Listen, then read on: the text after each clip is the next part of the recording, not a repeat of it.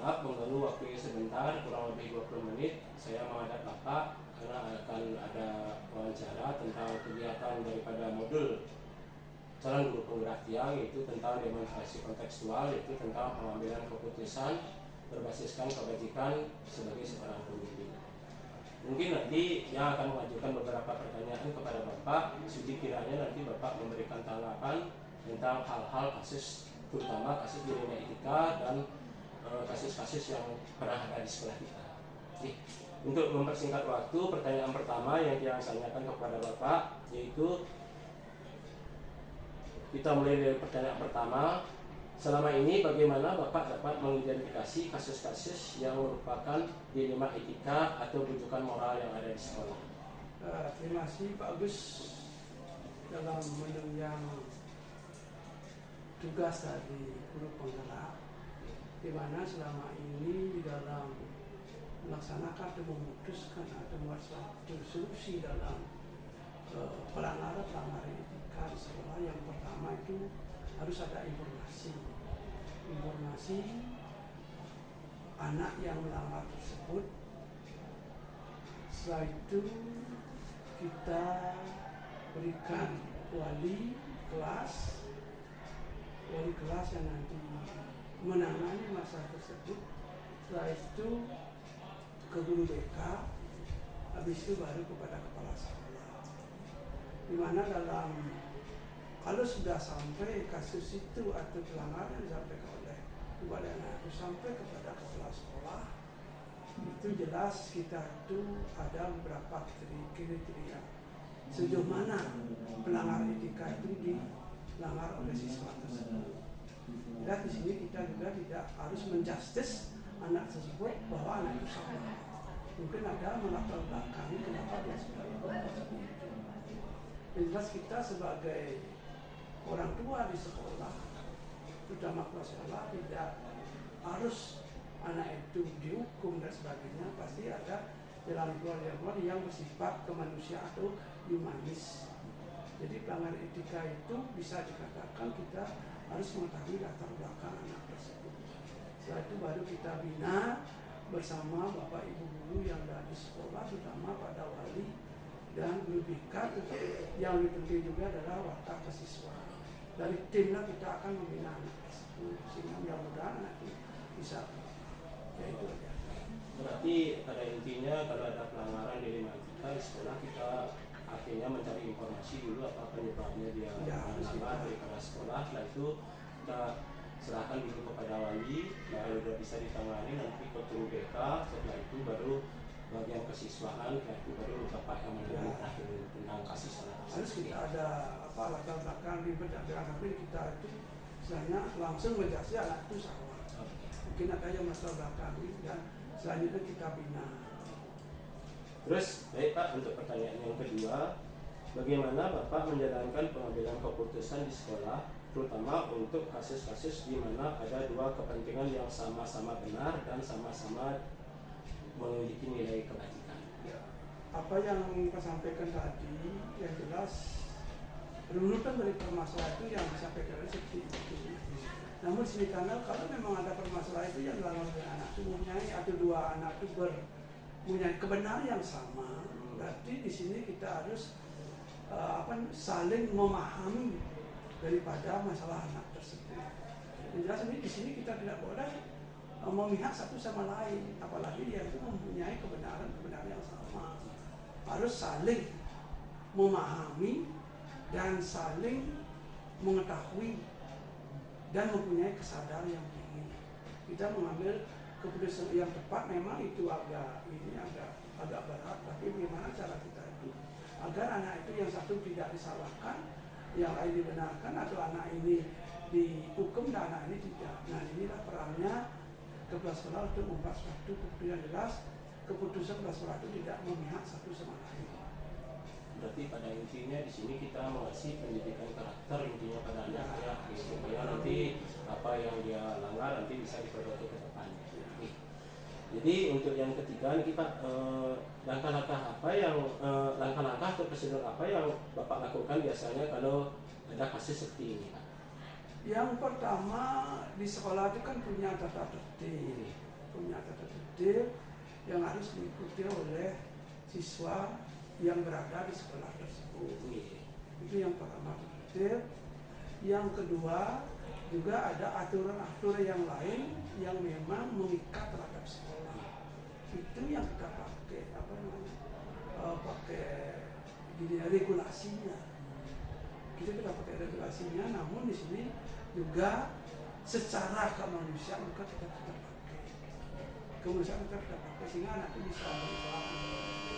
Apa kira Berarti kita mengikuti daripada harus mengikuti tata tertib, tentunya pakai tata tertib yang kita buat di sekolah sesuai dengan visi dan misi sekolah kita. Termasuk juga kemanusiaan itu sudah bikin. Pengambilan daripada suatu keputusan Pak dalam kasus dilema etika. Yang efektif tentang masalah mengambil keputusan dalam pelanggaran dilema etika itu, yaitu seperti tadi, kita harus mencari sumber dari permasalahan itu. Sumber dari permasalahan itu dan dikaitkan dengan aturan atau tertib yang ada di sekolah. Setelah itu anak itu bersama-sama Bapak Ibu dan guru yang berkepentingan di sekolah atau punya kepentingan di sekolah dalam tanggung jawab sebagai seorang guru terhadap anak itu harus kita bina baik etikanya dan sebagainya, harus kita bina anak itu. Jangan anak itu langsung salah itu dituakan. Itu jangan, karena anak itu adalah anak kita juga, anak bangsa Indonesia. Harus kita bina dengan sesuai dengan aturan sekolah yang ada.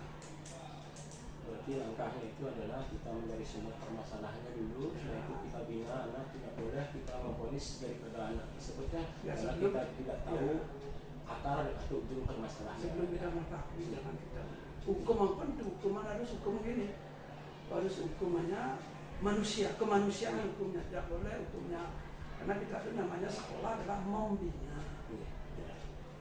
Jadi yang lanjut Pak, untuk yang kelima, jadi hal-hal apa saja yang selama ini yang merupakan tantangan dalam mengambil daripada suatu keputusan daripada kasus dilema Pak?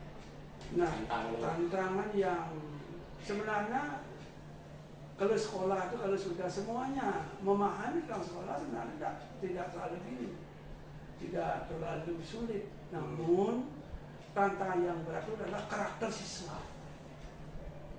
Karakter siswa itu yang berat. Kadang-kadang kita memberikan dia kebinaan karena dia tidak sesuai dengan karakternya. Nah inilah dia itu bisa menyalahkan kembali kepada kita, menyalahkan.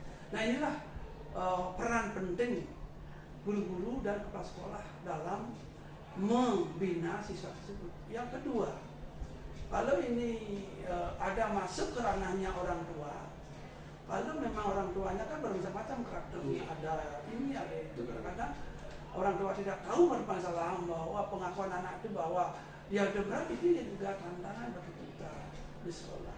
Tantangan bagi kita dari sinilah peranan kita bagaimana mengajak orang tua, mengajak siswa itu untuk membenahi dirinya agar tidak terjadi hal seperti itu. Ya. Pada intinya tantangan itu adalah pendidikan karakter baik di sekolah maupun dari orang tua. Memang itu yang memang sulit kita dalam karakter siswa.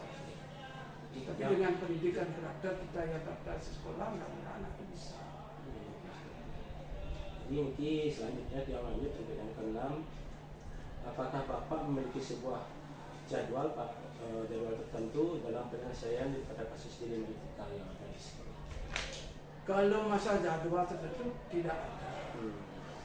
Kita menjalankan karena pelanggaran dilema etika itu kan tidak, istilahnya anak itu tidak ada terjadwal dia itu mau untuk melanggar, berarti untuk jadwal tertentu dalam ini tidak.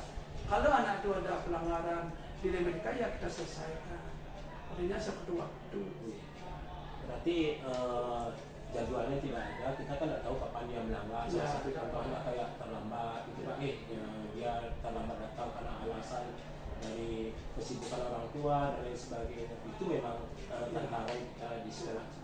Jadi yang lanjut dengan pertanyaan yang ketujuh, adakah seorang atau faktor-faktor apa saja selama ini mempermudah daripada membantu Bapak dalam mengambil daripada suatu keputusan, terutama khusus kasus dilema etika? Nah ini seperti tadi faktor yang memudahkan jelas adalah kontribusi Bapak Ibu guru semua.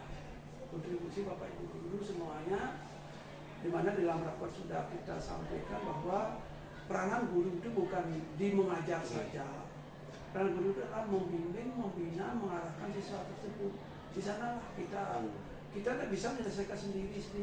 Harus ada faktor-faktor yang mendukung kita di sekolah. Ini peranan guru di sini semuanya. Berarti intinya ini peranan daripada warga sekolah, Warga sekolah termasuk guru dan semuanya. warga sekolah. Termasuk staf pegawai pun berperan. Sehingga dengan hal itu kita lebih mudah untuk bisa memecahkan masalah. Mungkin ini pertanyaan dia yang terakhir Pak dalam penjelasan ini. Dari semua hal yang telah disampaikan Bapak tadi, pembelajaran apa yang dapat Bapak petik dari pengalaman Bapak mengambil suatu keputusan di Lima Etika? Ya sesuai dengan yang ada di SMP 3 Sukawati, banyak masalah kemudahan, kebaikan dengan kita membina bersama-sama di sekolah, sehingga di pelanggaran di Lima Etika itu bisa dikatakan tidak sampai 5%. Di bawah itu namanya itu karakter siswa itu berbeda, mungkin kesibukan itu berbeda dan sebagainya, baik itu pelanggaran yang lainnya itu di SMP 3 ya bisa dikatakan hal-hal seperti itu tidak sampai di atas 5%. Itu pun ada itu mungkin anak-anak tidak ada istilahnya sepenuhnya kesengajaan. Itulah situasi kondisi yang ada baik itu di keluarga, anak itu sendiri dan di sekolah. Jadi itu beberapa pertanyaan beliau. Mudah-mudahan nanti tentang kasus-kasus di Lima Etika yang ada di sekolah kita bisa selesaikan bersama-sama. Supaya nanti tidak ada kata-kata di luar yang kita tidak ingin dengar. Pak, cuma itu aja. Terima kasih atas waktunya. Saya mohon permisi. Mudah-mudahan apa yang saya wawancara dengan Bapak nanti siang bisa juga laksanakan dengan baik di sekolah. Terima kasih. Kekurangan-kekurangan yang ada mari kita perbaiki bersama-sama. Tidak boleh tidak saja Bapak sendiri sebagai kepala sekolah, teman peranan guru sangat penting dalam. Pak, terima kasih. Ya, mengganggu. oke.